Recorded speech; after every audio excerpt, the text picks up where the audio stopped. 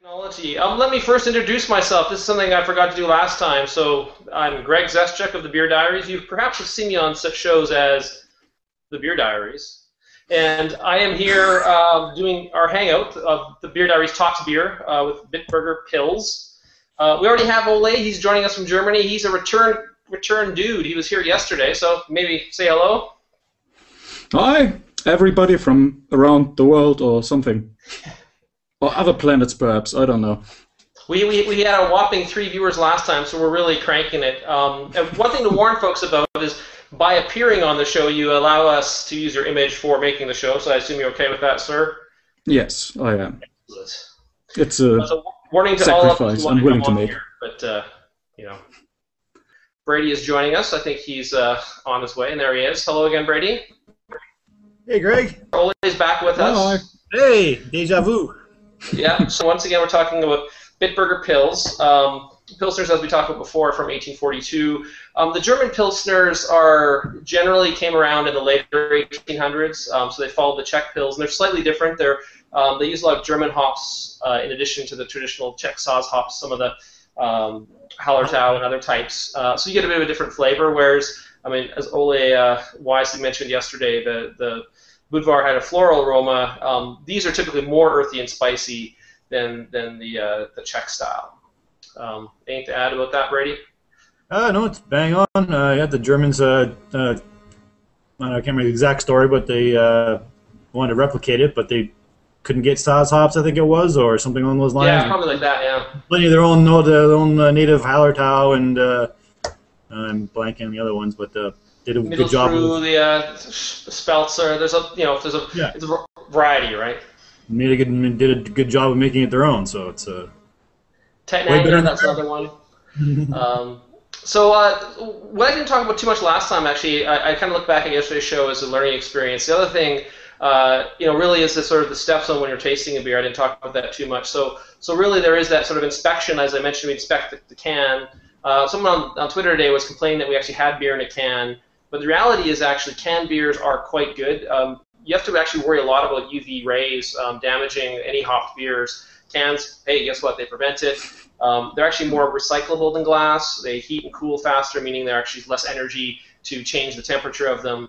And so, I mean, there's actually a lot of folks, especially you're seeing in North America, that cans are becoming quite popular. I'm not sure if it's common in Europe, but I think perhaps in Europe folks may look down a little bit on a can, but it's becoming... Definitely. Definitely? It's like when you have it in a bottle, that's fine beer. When you have it in a can, it's, well, you are that bum on the street corner. Yeah, there's always that kind of feeling to it. I remember that feeling being there. It's exactly how I was treated. You drink a can, it's like perfectly good, same beer, exactly same thing. It's treated better in the production process, but you look like you were, I don't know, like you said, you're a bum in the street, pretty much. You know. Well, Brady, did you have a brown bag around it, to be honest? What's that? Well, they don't have that concept there. They're more open. You're hiding a brown bag. Nah. We have to do that here because of our laws are different here. So a brown bag is more formal for our drinking in the streets. Yeah. It's so funny for a European to see that on TV.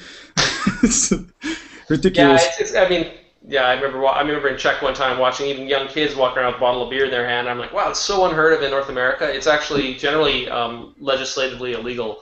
But let's cruise to the tasting part.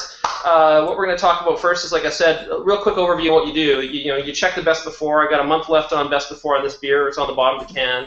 When we pour the beer, what I really recommend, as we talked about, make sure you get a nice head on it, and immediately take a sniff after you pour it. Make sure you take a good smell, because you're going to get esters and other things. Less estery in this beer, but certain types of aromas coming off that are rare and will go away fairly quickly. That's your one shot at getting them. And then you look at it, then you smell it again, then you taste it, and then you think about it both from a flavor perspective and a mouthfeel, and then we talk about it. So, we shall begin. So, gentlemen, pour your beers, though I know Brady's already cheated. Sorry, I said I was so screwed up yesterday, I want to be prepared this time, so no worries. And that's your third one, though. No, I'm not like you. I haven't been drinking all afternoon. So. No. So, here we go. And as you might see, I've got actually kind of this very fortunate position. I'm gonna slow this one down because I'm getting way too much head. I've got the sun beaming in from another door or another window, so I'm going to actually be able to literally have rays of sunlight going through this beer. Check this out. A real professional. Yeah, no, it's pretty. So you can literally see the rays of sunlight on this, and a little bit of. So now sniff that beer. Make sure you take a good smell.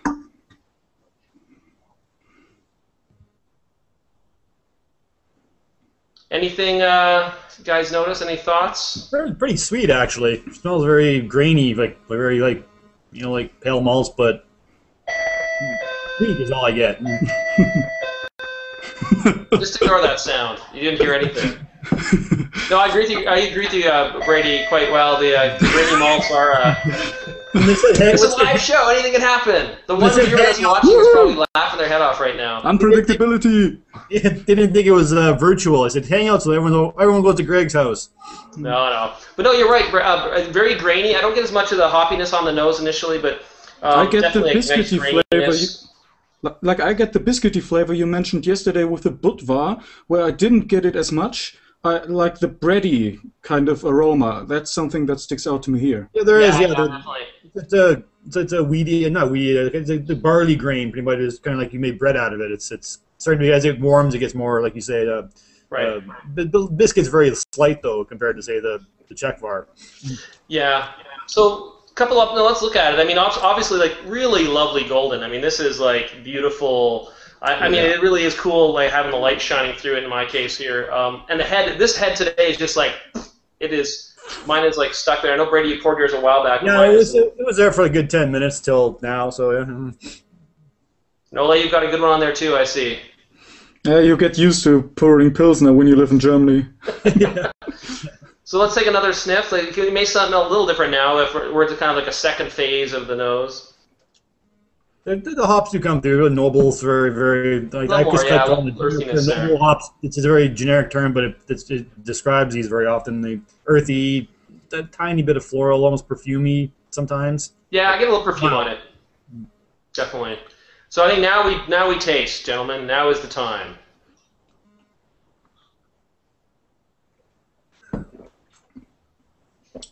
Yeah, it's consistent. Very. I feel it is a lot bolder than the Budvar yesterday. Heavier, more weight to it. Yes, definitely. I think the Budvar was more bitter, though. I think the hops are bigger factor. At least for me, it was. The hops seemed to be heavier on the Budvar. Much more balanced to the sweet, or sorry, unbalanced to the sweet side, but not unbalanced. I shouldn't say that, but less hoppy.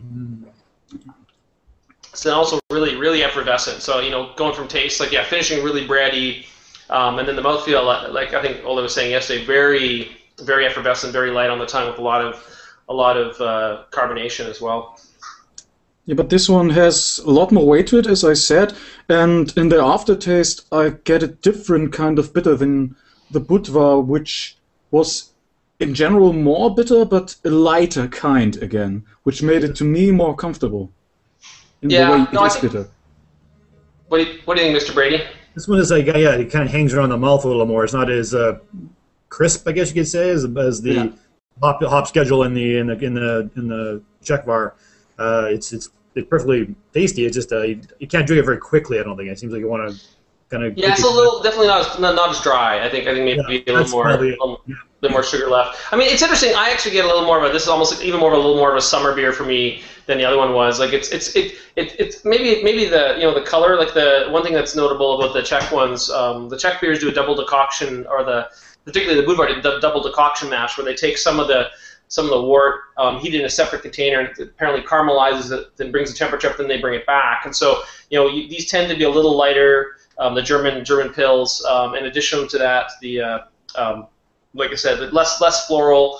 I think they're sometimes more bitter. This one, I don't think it's any more bitter than. I think she maybe thinks slightly less than the Budvar. Well, it's definitely less bitter. It's not lacking. It's there. It's kind of a subtle, hidden character. Yeah. I find a lot of to generalize even further, German beers have this way of balancing everything so you don't have to think about it. you just enjoy it, or it's which most Germans do. Yes, I didn't want to say that, but that's it. You can say it. We can't say it. That's fair. Yeah. Yes, I can. So another couple of interesting bits and pieces. Obviously, I think you see on the can, I think they name, like since 1817. So this brewery actually has been around for a long, long time. This beer wasn't the main one they brewed at that time. This sort of the Bitburger brewery predated the creation of Pils, but they had a number of other beers. If you actually go online, they actually have a pretty good selection. As far as I could tell, they seem to be independent. I think they sort of still. They don't appear to be owned by any of the super huge guys, though they're a fairly big going concern themselves. And I had to have Google translate the web pages, but it appears as though one of the family members is still on the board. So there's a certain family elements to this as well, which is kind of interesting.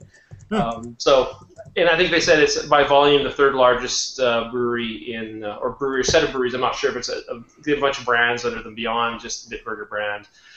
So more of a mainstream beer. One thing that another thing that people have commented on these shows is they're like, well, could we not be trying more obscure, crazy beers? It's like we could, but there's these beers out there that you can never find. I thought we'd start initially by trying approachable, kind of classic, well-known beers that are broadly available, and then as time goes by, once you have more under our belt. We'll try some other different types of beers. Yeah, these are the ones that are on every shelf. I mean, Edmonton, we're pretty far out here, but every local liquor store has this stuff on the shelf usually. So there's a whole swath of those kinds that are usually ignored by people like me. But it's good. There's nothing wrong. We always want the newest, greatest, fanciest thing, right? So, tell me about it. It's been at least 4 years since I've had Bitburger. There you go. And it's on every shelf in every supermarket around here. On every kiosk or every ever so little store.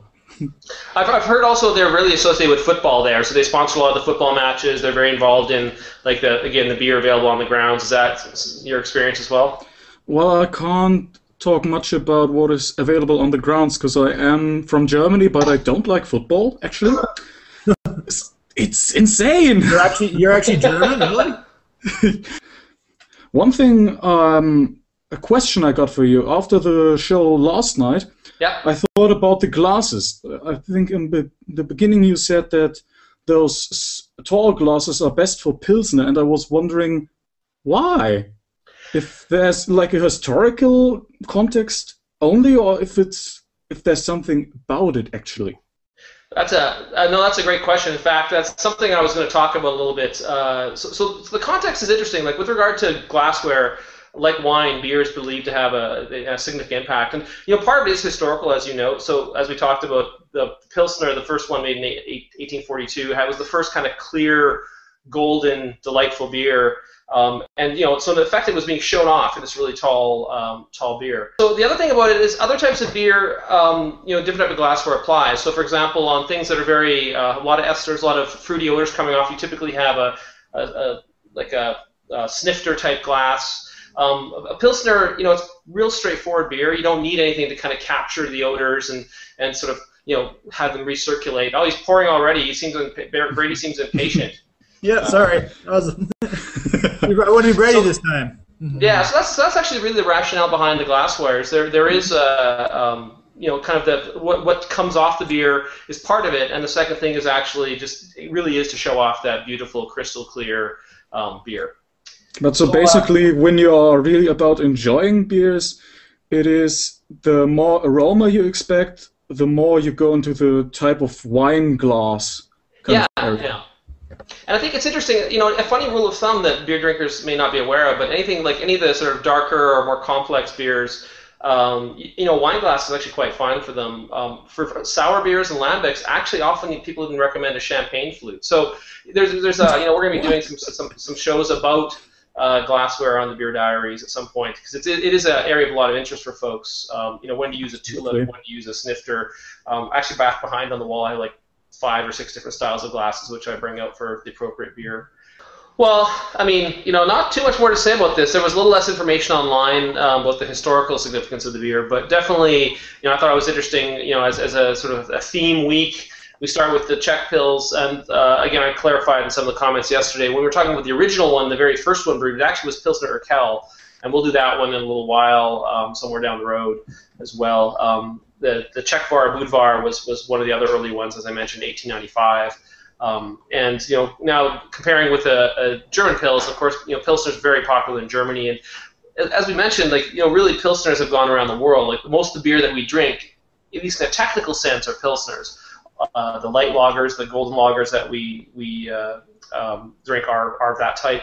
And a lot of this actually, it was kind of perfect timing, as I mentioned, with the Czech pils, but also the industrial age. As the industrial age was upon us, refrigeration was started. Actually, I think Carl von Lind in Germany was in the 1870s came up with refrigeration that I believe was used in Spaten Brewery. Then people were starting to use it in train cars. Like all these things led to the ability to create this beer and also ship it all over the world, and it literally took over. So, very interesting bit of information that I find it interesting as a beer maniac. Find a pilsner in every country of the world, but I don't think any of them will measure up to the German or the Czech versions. Unfortunately, even in Canada, especially in Canada. But you say, unfortunately, on the other hand, when you live in Germany, you basically, if you don't look, there's hardly anything but Pilsner. You can get a Weizen, but that's mostly the south anyway. So, especially in the northern part of Germany, there's Pilsner, there's Pilsner, there's Pilsner. Different kind of problem, the first time I even heard about such a thing as a porter was a couple of months ago. Yeah. So, that's the other side of the coin, basically. Fair enough. So I think we actually have up to 3 viewers now. I'm very happy to see that. Thank you, 3 viewers. If you ever want to pop in, I know you're welcome to do so. You don't always have to have the beer. You can also always say hi. But really appreciate folks joining us. That kind of does it for the show. I mean, we had the beer again, very tasty. I wouldn't call it a super in-your-face aggressive beer. And that's why, again, coming back to Glassware, it's a straightforward beer. Nice grainy flavor, kind of mild, earthy hops. Lay a little heavier on the tongue, not as light in the finish, but definitely a good beer. Would be really lovely outside, but I'm in a place there's still snow on the ground, as is Brady. It's warming up. Everything's melting, but I have to say that if this is a football stadium beer, I would take this in a heartbeat over the equivalent Pilsner available in every sporting stadium in North America. Yeah. Oh, I didn't mention Ryan. Well, I forgot to mention Ryan Heitzgebot. Yes, of course. Purity Bar. 1516, which is one of the key things that, and it's a really wonderful thing in Germany. Ryan Heitzgebot is literally, I think it was King Ludwig in 1516 that brought it in, that forces brewers to not actually adulterate their beers with anything anything that other was than the pure ingredients, which were, water, barley, yeast. They expanded it, they didn't know about yeast, I should say, and hops, and eventually they added wheat as well. I think now they allow rye, but, pure grains, and yeast and water and hops. So thank you for that, because it's actually kept even what Ole would describe as a very common German beer, quite tasty in relative terms. This is true. So thank you, King Ludwig. Exactly. Hey! Once again, Prost. Prost! Prost! Cheers, gentlemen.